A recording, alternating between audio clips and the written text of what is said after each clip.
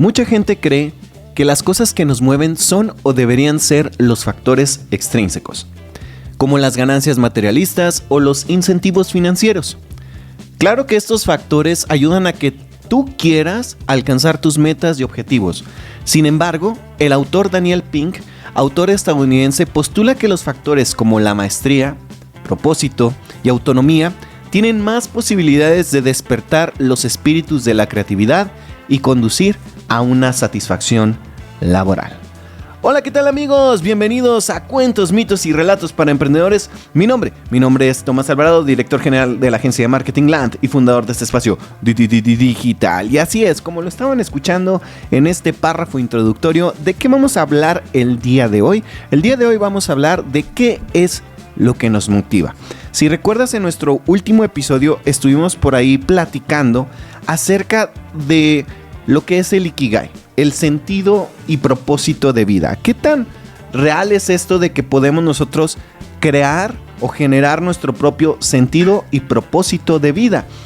Y llegamos a la conclusión de que sí lo podemos crear y lo podemos generar nosotros mismos, y de eso se va a seguir tratando este episodio, pero nos vamos a enfocar en los factores o en los 3 puntos que toca el autor Daniel Pink. E independientemente si tú estás al 100% de acuerdo con él, o a lo mejor solo dices, pues ese punto sí y ese otro no, creo que esta información te va a ser muy útil, sobre todo si en este momento te estás cuestionando que estamos por llegar a la recta del final del año 2025, en cómo comenzar de una mejor forma tal vez tu año 2026. Así que vamos a analizar cada uno de estos puntos, son 3, y vamos a comenzar con el primer factor, que es el de maestría. Fíjate, la maestría describe nuestro deseo innato de llegar a ser competentes en la habilidad que hemos elegido, y eso es bien importante, es que tú hayas elegido.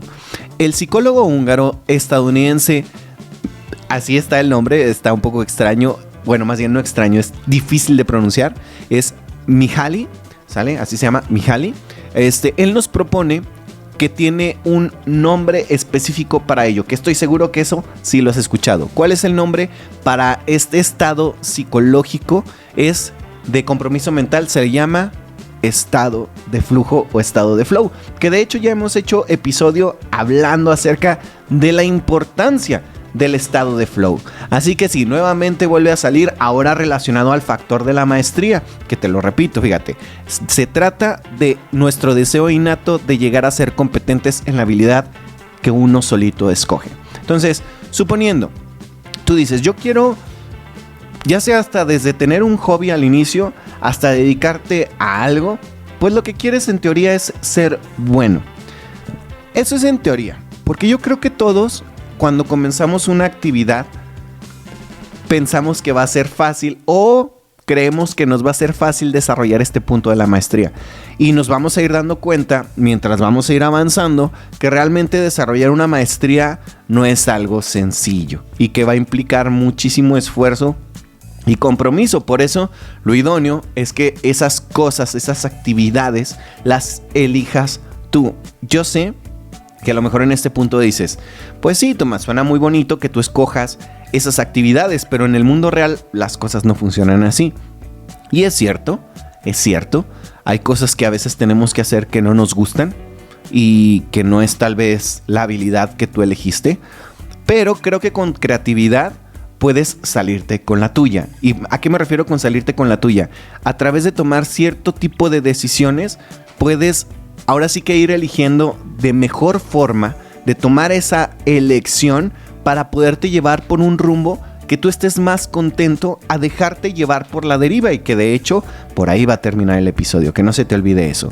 Luego, fíjate, ¿de qué más nos habla este psicólogo, verdad? El psicólogo Mihaly. Fíjate, él dice que el estado se produce cuando la gente, refiriéndonos al estado de flow, el estado se produce cuando la gente está tan implicada en una actividad que ninguna otra cosa parece importar. La experiencia es tan agradable que la gente seguirá haciéndola incluso a un gran coste, por el mero hecho de hacerla. ¿Alguna vez te ha pasado que hasta por estar haciendo esa actividad llegas tarde a lugares, o esto sí yo me siento muy identificado, por esa actividad tú pones de tu propio dinero, de tu bolsa, no importa si ganas o pierdes. Y eso es muy común para los emprendedores, ¿eh? Yo sé que a lo mejor alguien va a decir, no, pues estás mal, Tomás, porque entonces eso no es un negocio. Pero creo que los emprendedores sí tenemos esta parte de intentar perfeccionar lo que hacemos. Y creo que cuando entiendes que eres un alumno constante, dices, no hay bronca que esta vez pierda si la siguiente vez pierdo menos y gano más. ¿Sale? Y cada vez vas a ir ganando incluso más, incluso perdiendo, ¿eh? Y esto no es romanticismo a lo tonto. Yo recuerdo, y te voy a poner un ejemplo súper tangible. Yo recuerdo que cuando comenzamos Te Une hace varios años, previo a lo que pasó en el encierre, tuvimos varios eventos. Y había un evento que yo le tenía mucho cariño, que se llamaba Drinks and Sales, que era lo que constaba, era un evento de marketing experiencial. Entonces era marketing sensorial, perdón.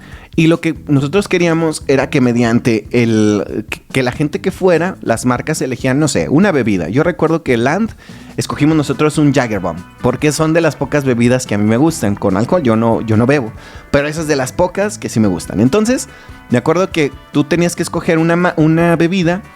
Y una de las integrantes, Laurita, un saludo a Laurita, se le extraña mucho por acá.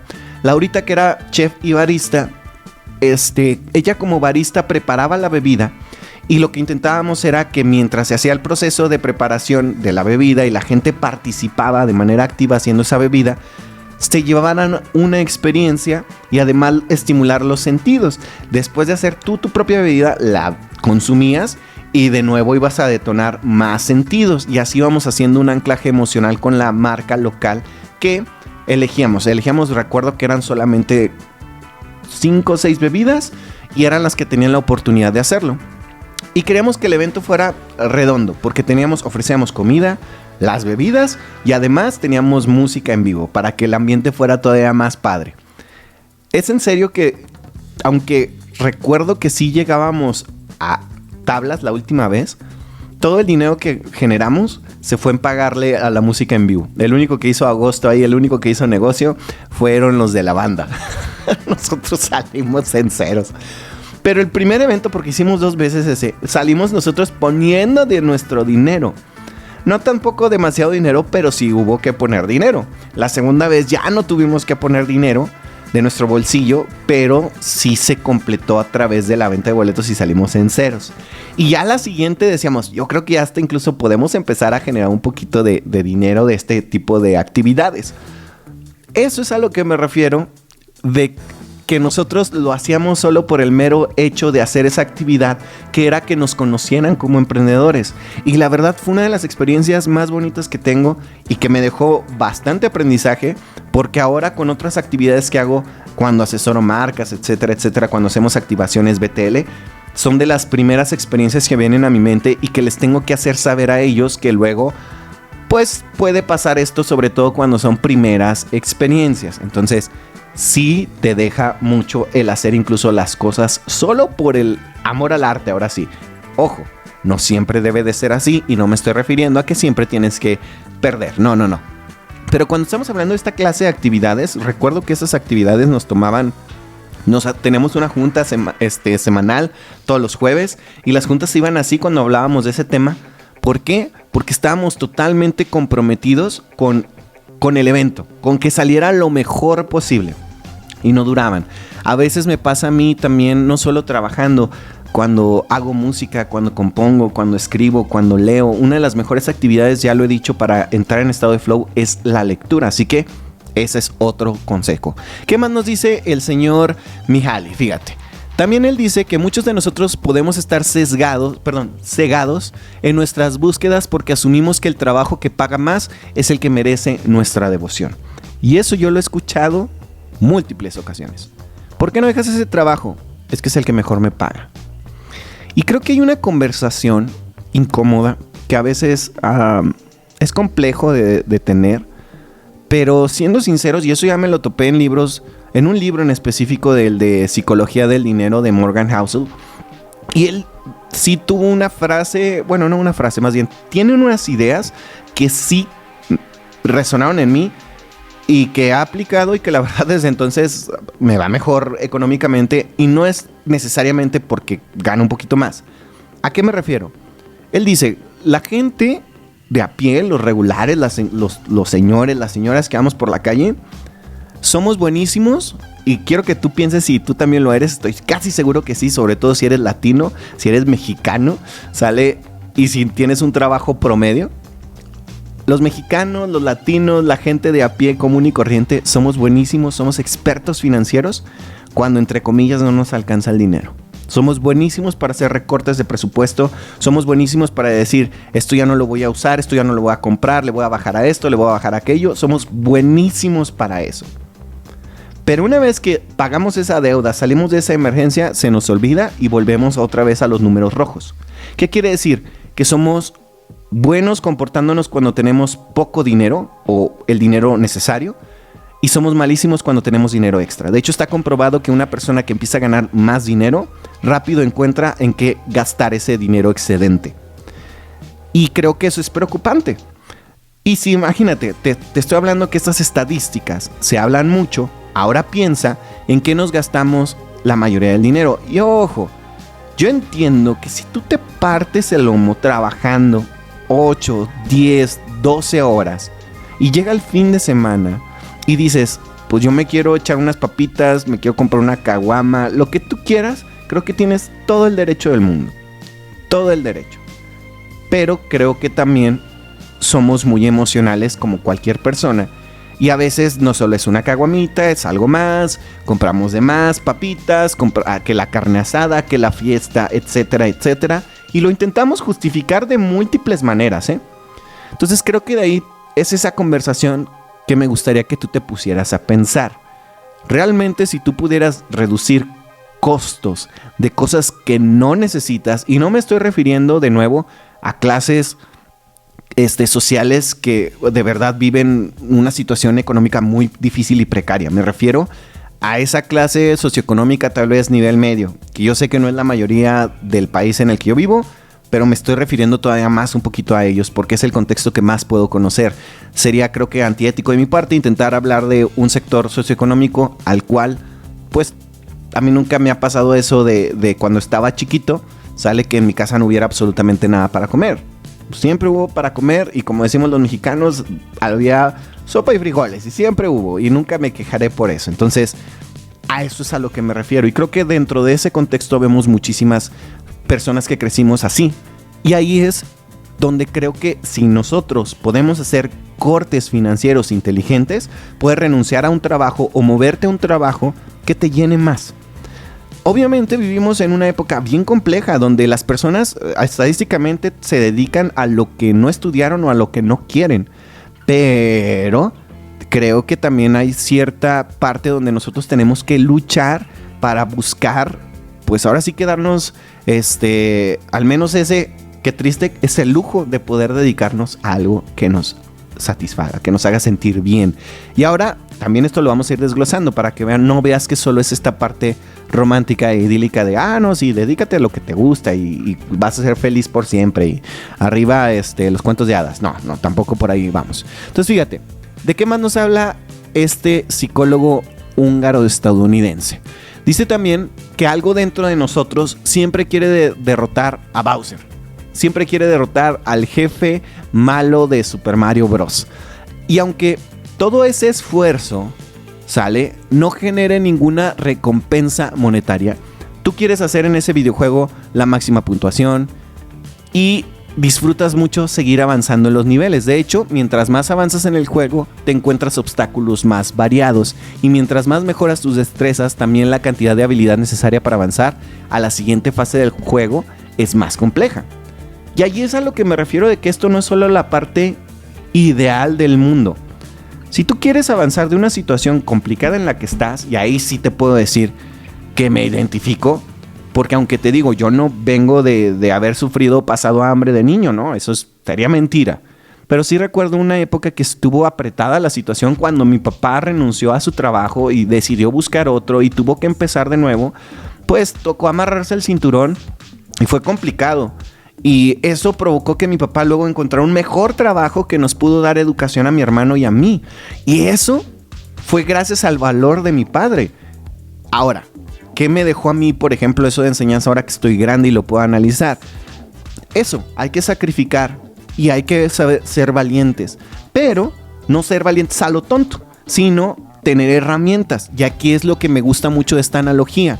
Si tú quieres seguir avanzando en el juego de tu propia vida, necesitas tener ¿qué? Más destrezas, necesitas mejorar las destrezas que tienes y necesitas adquirir nuevas para poder enfrentar los obstáculos o los jefes malos de los siguientes niveles de vida, ¿sale? O sea, yo les he platicado cómo yo voy avanzando de cierta manera en mi emprendimiento, en mi vida personal. Si tú te vas a ver mi contenido de hace años, te vas a dar cuenta, y quiero que ojalá puedas ver que no arranqué ni siquiera con todas las herramientas que ahora tú estás viendo en pantalla. Y esto toma tiempo, y hay que ser paciente, y hay que ser inteligente en el sentido de ir cultivando más destrezas para poder seguir avanzando. Entonces, se me hace genial, ojalá eso lo entiendas del estado de flow. Pero fíjate, sin embargo, este estado de flow que suena tan bonito, debe de tener un equilibrio entre ¿qué? Entre el reto y las habilidades, ya que nos puede llevar, o sea, si está muy fácil lo que quieres hacer para tus destrezas y habilidades que tienes, va a ser aburrido, pero si está demasiado ambicioso, te puede dar o volver ansioso. Entonces, el estado de flow está justo en medio. ¿Y a qué nos referimos con esto? Fíjate, si tú, vamos a suponer, el mismo contexto, tú dices, no, pues es que yo me quiero dedicar a algo que me guste, perfecto. Pero lo que me gusta, tengo que hacer una carrera, tengo que hacer una maestría y tengo que hacer un chorro de años. Tienes que encontrar primero dónde está esa parte real, tangible que puedas poner para que todos los días puedas hacer acciones pequeñas y te mantengas en ese estado de flujo que te siga llevando por esa ruta y enfrentándote a los obstáculos que te vas a ir topando mañana con mañana. Porque si tú solamente ves la meta más grande, lo más probable es que te termine dando miedo y termines renunciando. O si dices, no, mi meta de hoy es ir solo a la escuela, pero sin hacer la tarea, solo ir.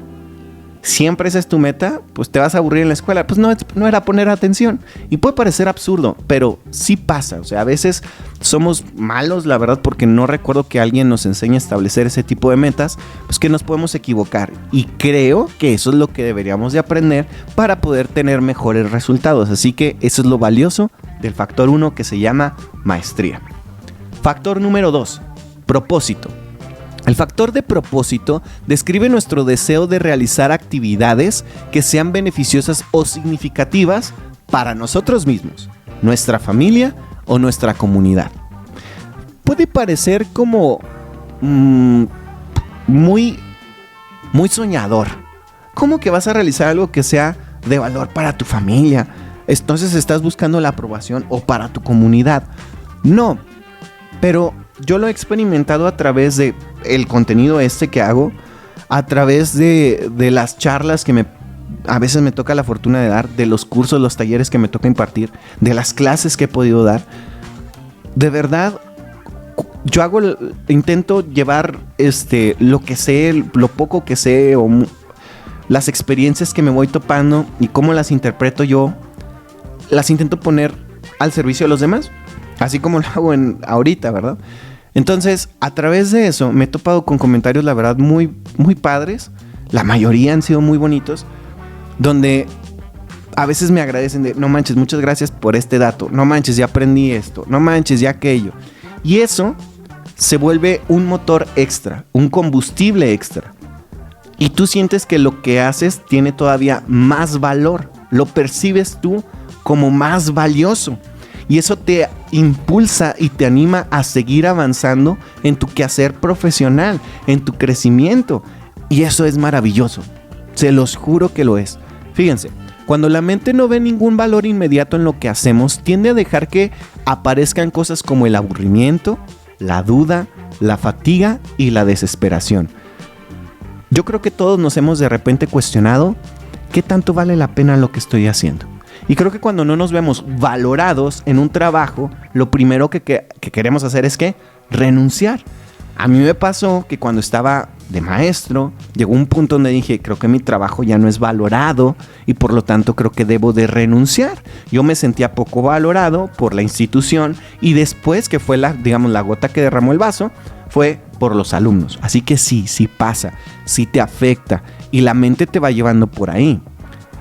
Fíjate, toda ocupación aporta valor a alguien, toda. Esto sí me llegó a gustar, me encantó y de hecho ya hemos hablado de esa idea aquí, del máximo potencial de cambio. Yo les decía que me topé un episodio de un podcast donde hablaba un antropólogo, ahorita discúlpenme, era un antropólogo mexicano, no recuerdo el nombre, no me viene rápido a la mente, pero él decía que era un factor antropológico, el máximo factor de cambio, que todas las personas podemos aportar nuestro máximo factor de cambio a la sociedad y eso puede generar realmente un cambio que ni siquiera tenemos la idea de la magnitud que puede ser. Ejemplo, y él decía, una persona que se dedica a la intendencia, que no tuvo la oportunidad de estudiar, tiene un hijo que le paga su escuela, termina, se gradúa y tal vez incluso se dedica a algo, y él decía, puede ser policía, puede ser militar, puede ser lo que tú quieras, gustes y mandes, pero esa otra, su potencial máximo de cambio ahora está en su hijo. Ya arrojó un profesionista, alguien que va a intentar, de nuevo, pues esto sí suena muy romántico, a intentar dar su mejor esfuerzo para la sociedad también. Y eso a mí se me hizo tanto romántico como bonito, como muy utópico, pero la verdad me dio esperanza, no sé cómo explicarlo. Me hizo sonreír eso. Dije, wow, yo de cierta manera siempre he pensado así, no tenía la menor idea de que así se llamaba esto y qué padre es descubrirlo. Y mira, se vuelve a encontrar, ¿sale? Toda ocupación aporta valor a alguien. Eso es lo que nos dice nuestro autor y francamente es lo que yo creo que debería de ser. Ahora, cuando se dice ocupación estamos hablando de cosas obviamente legales, ¿verdad? Sí, no quiero que me malinterpretes. Entonces, a lo mejor tú tienes un emprendimiento que hiciste una aplicación y lo único que haces es ahorrar tiempo. Pues eso es un chorro para otra persona. A lo mejor tú asesoras a alguien y le ayudas a que ahorre 200 pesos al mes y eso puede significar un ahorro tan grande al final del año para esa persona que le pudo dar el regalo que quería a su hijo.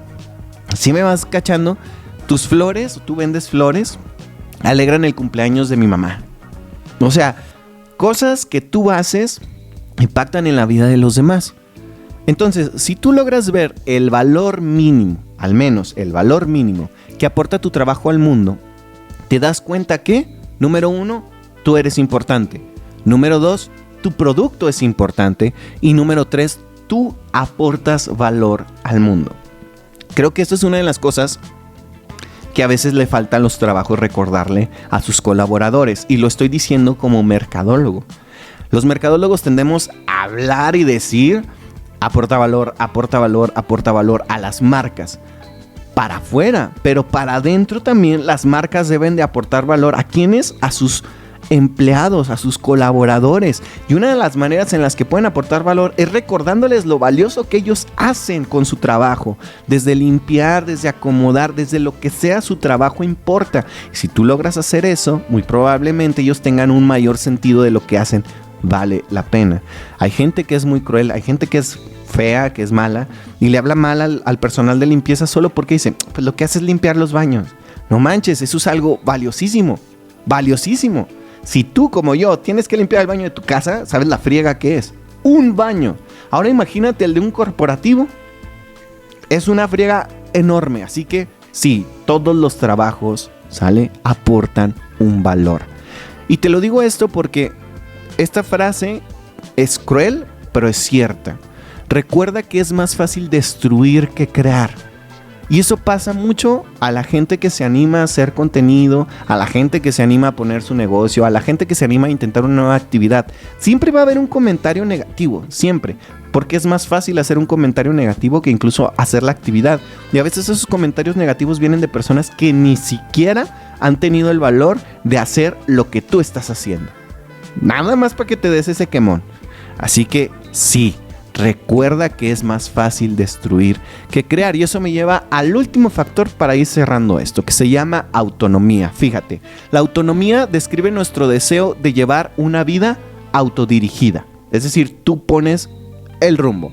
Un barco sin timón solo tiene la libertad de navegar en círculos. Imagínate un barco navegando, o más bien está a la deriva, en círculos. Cree que sigue, que va a un lado, pero en realidad solo está dando vueltas. Y piensa esto de las personas que no aprenden de sus errores. Vuelves a tropezar con la misma piedra, sigues donde mismo, porque sigues sin timón. Una vida sin ikigai es una vida a la deriva, sin rumbo. Ese no es el tipo de autonomía que buscamos. Entonces, básicamente, ¿qué es lo que nos habla el punto de la autonomía? Pues la autonomía nos habla de la responsabilidad de nosotros tomar decisiones, de tomar el rumbo. Ahora, no dejar que la vida sea la que... Es que estas son las circunstancias que a mí me dieron para dedicarme a esto. Sí, está canijo.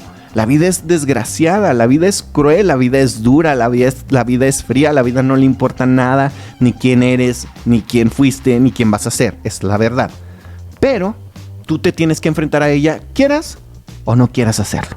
Entonces, si tú entiendes y tomas ahora sí que el timón de tu vida para no seguir a la deriva, porque te van a pasar cosas, tomes o no tomes el timón, de preferencia que esas cosas que te pasen en su mayoría sean consecuencias de decisiones que tú tomaste, aunque esas decisiones pudieran ser muchas veces buenas y una que otra mala, porque todos tomamos malas decisiones también. El punto es que no andes sin rumbo y que si tú aplicas estos 3 factores, maestría, propósito y autonomía, muy probablemente puedas tener un poquito de más plenitud en esa vida diaria. Así que amigos, hasta aquí este episodio de Cuentos, Mitos y Relatos para Emprendedores. Como siempre te recuerdo que nos dejes un comentario, una valoración, que le mandes este episodio a tu amigo, a tu amiga, a tu amigue que ande por ahí perdido. Y no me refiero de perdidas, no. Me refiero a que no sepa cómo hacerle para volver a encender esa chispita que tenía en su vida de qué onda, qué está pasando conmigo, qué estoy haciendo mal. Mándale este episodio y vas a ver que se va tal vez a componer. Bueno, eso espero. Mándale un mensajito ahí de mira, a lo mejor esto te puede dar sentido y rumbo a tu vida. Mi nombre es Tomás Alvarado y nos estamos viendo a la próxima. Bye.